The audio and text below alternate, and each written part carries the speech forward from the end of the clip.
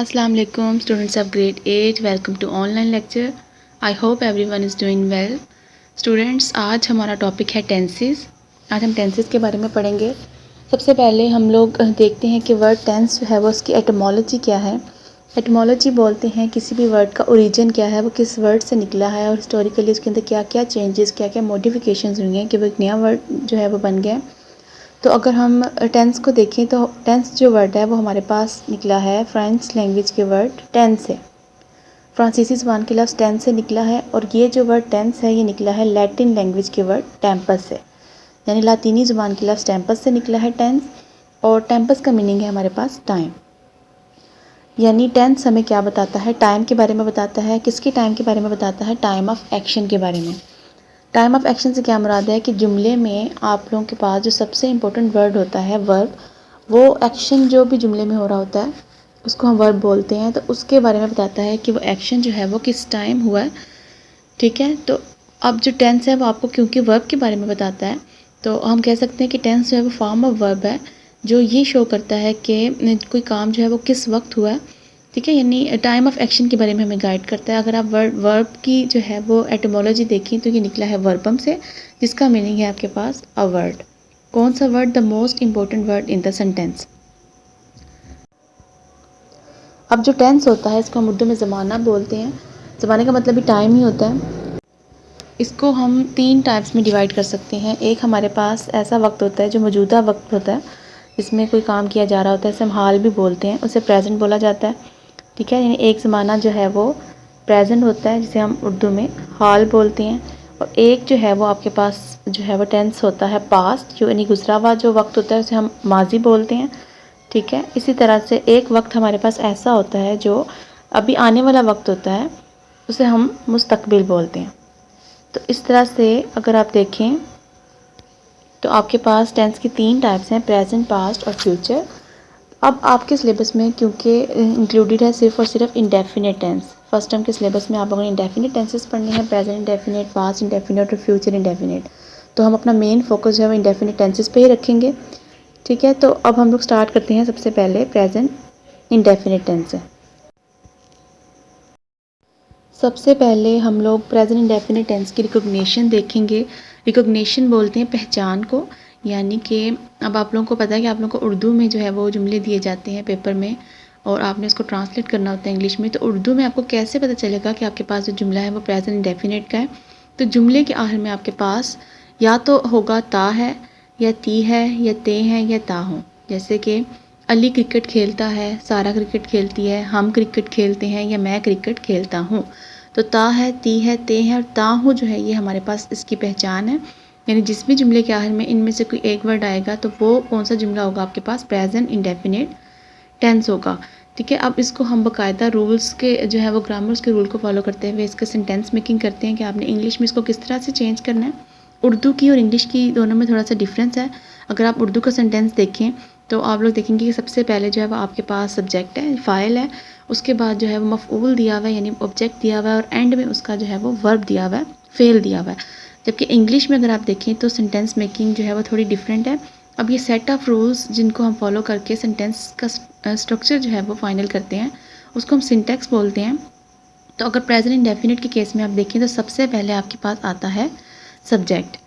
ठीक है, सब्जेक्ट आएगा सबसे पहले, उसके बाद आपके पास आएगी फर्स्ट फॉर्म ऑफ वर्ब। ठीक है, और उसके साथ आपने एडिशन करना होगा एस ई एस या आई ई एस का। इसके लिए भी आपके पास कंडीशन है कि आपने हर दफ़ा एस ई एस का जो है वो एडिशन नहीं करना।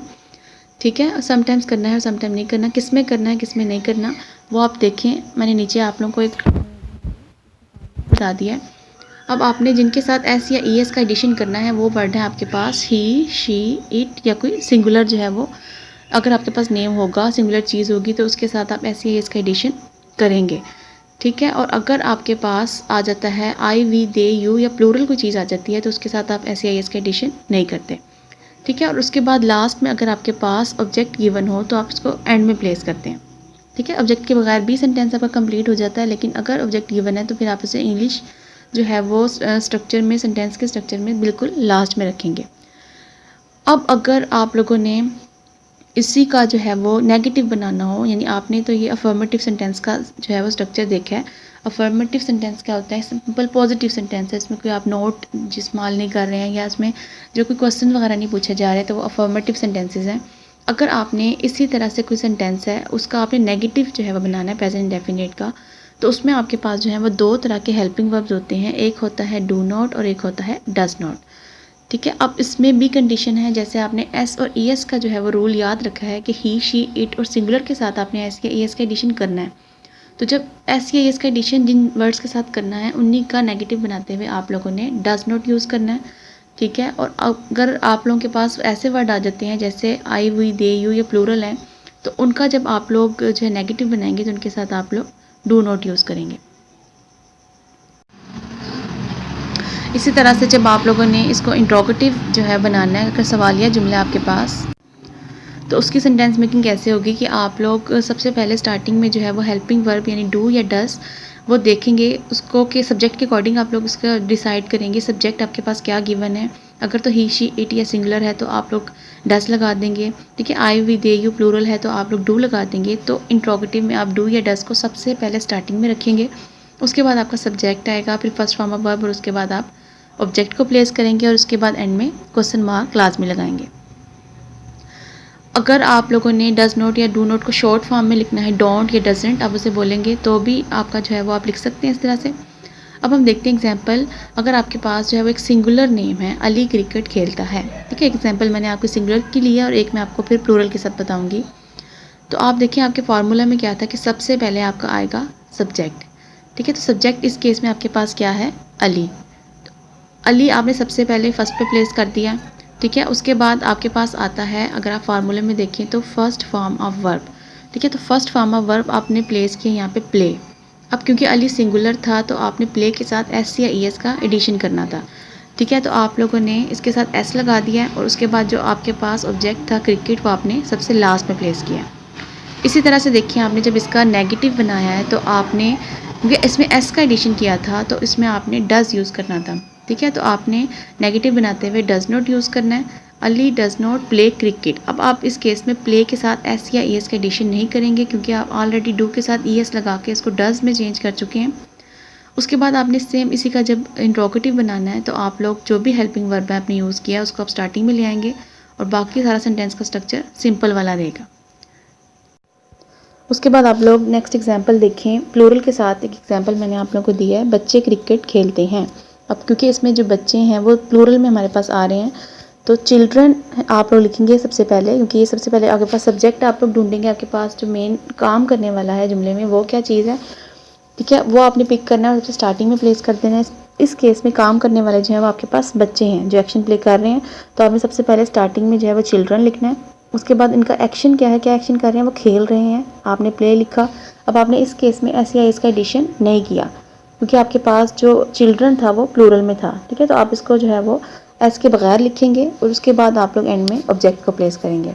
इसी तरह इसका जब आप नेगेटिव जो है बनाएंगे तो नेगेटिव में आपको पता है कि जिसके साथ आपने एस या एस का एडिशन नहीं किया था तो उसके साथ आप लोग डू नॉट यूज़ करेंगे। ठीक है, तो अब इसका नेगेटिव क्या बनेगा? Children do not play cricket. और अगर जब आपने इसको चेंज करना होगा इंट्रोगेटिव में तो आप जो हेल्पिंग वर्ब है डू उसको स्टार्टिंग में लेकर आएंगे और बाकी सारा सेंटेंस का जो स्ट्रक्चर है वो आपका एज इट इज़ रहेगा जो कि सिंपल में अफर्मेटिव सेंटेंस में आपने बनाया था। ठीक है, तो आप लोगों ने इस सिंटेक्स को जो है वो फॉलो करते हुए सेंटेंस की जो है वो मेकिंग करनी है। अब आप लोग प्रेजेंट डेफिनिट टेंस को क्यों यूज़ करते हैं, कब कब यूज़ करते हैं वो भी आप देख लें। आप लोगों ने जब कोई हैबिट शो करनी होती है, जैसे कि आप लोग कोई बात करना चाह रहे हैं कि I only eat fish, I like red flowers, ये आपकी हैबिट है जो आप बता रहे हैं, तो उस केस में आप जो है वो प्रेजेंट डेफिनिट टेंस को यूज़ करते हैं। इसके अलावा अगर आप कोई रूटीन की बात बताना चाह रहे हैं, जैसे I get up early in the morning, मैं रोज़ सुबह जो है वो जल्दी उठता हूँ, तो आप उसकी आपकी रूटीन वर्क है, तो इस केस में आप लोग जो है वो प्रेजेंट डेफिनिट टेंस को यूज़ करते हैं। या अगर आप लोग यूनिवर्सल ट्रुथ कोई बताना चाह रहे हैं, यानी कोई कायनाती हकीकत है जैसे the sun rises in the east, तो उस केस में भी आप जो है वो प्रेजेंट इंडेफिनिट टेंस को यूज़ करते हैं। ठीक है, जो नेक्स्ट अब हम लोग देखते हैं पास्ट इंडेफिनिट टेंस। सबसे पहले हम इसकी पहचान देखते हैं कि पास्ट इंडेफिनिट टेंस की उर्दू जुमले में क्या पहचान होती है हमारे पास, कि जुमले के आखिर में या तो हमारे पास होता है अलिफ या छोटी ए या फिर बड़ी ए में से कोई एक लफ्ज़। जैसे कि आपके पास एग्जांपल गिवन है, अली ने क्रिकेट खेली। तो इस तरह से जिन जुमलों के आखिर में भी अलिफ, छोटी ए या बड़ी ए में से कोई भी एक लफ्ज़ होगा तो वो जुमला हमारे पास क्या होगा, पास्ट इंडेफिनिट टेंस। इसका सिंटैक्स हम लोग देखते हैं। ये बहुत सिंपल टेंस है सारे टेंसेस के कंपैरिजन में। इसमें कुछ ज़्यादा जो है वो मुश्किल चीज़ें आपने याद नहीं रखनी। सिर्फ़ और सिर्फ जो है वो सब्जेक्ट आपको पहले पता है कि आप एक्टिव वाइज जुमले उनके कर रहे हैं। तो एक्टिव वॉइस में हमेशा सब्जेक्ट आपके पास स्टार्टिंग में होता है एंड लास्ट में ऑब्जेक्ट होता है। अब जो मेन चीज़ आपके पास वर्ब, उसमें आप लोगों ने बस थोड़ा सा डिफरेंस करना होता है हर केस, हर टेंस में। तो इसमें आप लोगों ने निशानी याद रखनी है कि आपके पास आएगा सेकंड फॉर्म ऑफ वर्ब। ठीक है, सेकंड फॉर्म ऑफ वर्ब आपने यूज़ करनी है। और जब आपने इसको नेगेटिव में चेंज करना है तो आपके पास एक सिर्फ हेल्पिंग वर्ब है, डिड नॉट। ठीक है, इन डिड लगाना है आप लोगों ने। अब आपके पास सब्जेक्ट जो है वो चाहे ही है, she, it, name, I, we, they, you, singular, plural, कोई भी सब्जेक्ट है। तो आपने क्या याद रखना है कि पास्ट इंडेफिनिट में सिर्फ और सिर्फ आपने कौन सा हेल्पिंग वर्ब यूज़ करना है, डिड नॉट। ठीक है, अब जब आप लोगों ने डिड नॉट यूज़ करना है तो एक बात का याद रखना है कि डिड नॉट के साथ आपने हमेशा first form of verb use करनी है, क्योंकि आप ऑलरेडी डू को सेकंड फॉर्म बना चुके हुए हैं। ठीक है, डिड आपने कर दिया है, तो अब अगेन आप इसको सेकंड फॉर्म में नहीं लिखेंगे। तो डिड के साथ हमेशा आप कौन सी फॉर्म लगाते हैं, फर्स्ट फॉर्म ऑफ वर्ब। तो इसी तरह जब आप इसको इंट्रोगेटिव में चेंज करेंगे तो डिड आपके पास स्टार्टिंग में आ जाएगा, फिर आपके पास सब्जेक्ट होगा, first form of verb, object, और उसके बाद क्वेश्चन मार्क। ठीक है, अब हम इसकी एग्जाम्पल सॉल्व करते हैं। अली ने क्रिकेट खेली। अब आप देखें, अली इसमें केस में हमारे पास जो है वो सब्जेक्ट है, काम करने वाला है। तो सबसे पहले हम लोग रखेंगे अली को। खेली, उसका वर्ब हम ढूंढेंगे, उसका एक्शन क्या हो रहा है जुमले में, खेलना। प्ले, और प्ले की जो है वो सेकंड फॉर्म आपने बनाई है प्लेड करके, ईडी लगा के। अब आप लोगों को मैं एक बात बताती चलूँ यहाँ पे कि आपके पास जो है वो वर्ब्स दो तरह के होते हैं, एक होते हैं रेगुलर और एक होते हैं इर्रेगुलर। अब जो रेगुलर वर्ब्स होते हैं वो ऐसे वर्ब्स हैं जिनकी जो आप सेकंड और थर्ड फॉर्म बनाते हैं वो सिंपल डी या ईडी लगा के उसको चेंज कर देते हैं। जैसे आपके पास प्ले वर्ड है, ठीक है, तो इसको आपने ईडी लगा के प्लेड में चेंज किया। ठीक है, इस तरह के वर्ब्स को हम लोग बोलते हैं रेगुलर वर्ब। उसके मुकाबले में कुछ वर्ब्स ऐसे होते हैं जिन्हें हम इर्रेगुलर वर्ब बोलते हैं, जिसकी जो है वो सेकंड और थर्ड फॉर्म में थोड़ा चेंज आ जाता है। क्या चेंज आता है उसमें, अब आप देखें, इसमें जैसे पुट है आपके पास, पुट, पुट और पुट, तीनों फॉर्म जो है वो सेम है। या तो तीनों सेम होंगी या फिर ऐसा होगा कि स्टील, स्टोल और स्टोलन, तीनों फॉर्म डिफरेंट है। या फिर एक जो है वो बिल्ट सेम है और बिल्ट जो है वो, ये जो है दोनों सेम है और ये इससे डिफरेंट है। ठीक है, तो इस तरह के जो वर्ब्स हैं जिसकी आप लोग जो है वो सेकंड और थर्ड फॉर्म इस तरह से बनाते हैं कि या तो सारे एक जैसे होते हैं या सारे डिफरेंट होते हैं या दो एक जैसे होते हैं, उन्हें हम इर्रेगुलर वर्ब्स बोलते हैं। जबकि जिन वर्ब्स के साथ आप सिर्फ डी या ईडी लगा के उसको चेंज करते हैं वो होते हैं हमारे पास रेगुलर वर्ब। ठीक है, तो ये आप लोगों ने ज़हन में रखना है कि आपने उसको किस तरह से चेंज करना है। अब आप लोगों ने प्ले को जो है वो ईडी लगा के प्लेड में चेंज किया और एंड में आपने उसका ऑब्जेक्ट लगा दिया। इसी तरह आपने जब इसको नेगेटिव में चेंज करना है तो आपने डिड नॉट यूज़ करना है। ठीक है, अब चाहे अली यहाँ पे सिंगुलर है, चाहे यहाँ पे ज़्यादा लोगों की बात हो रही होती, ठीक है, तो हर केस में आपने डिड ही यूज़ करना था। लेकिन डिड के साथ आपने किस बात का ख्याल रखना है कि आपने हमेशा first form of verb use करनी है। ठीक है, तो इस केस में भी मैंने प्ले लिखा है, तो इसका मतलब है कि डिड के साथ आपने हमेशा जो है वो फर्स्ट फॉर्म लगानी होती है, Ali did not play cricket.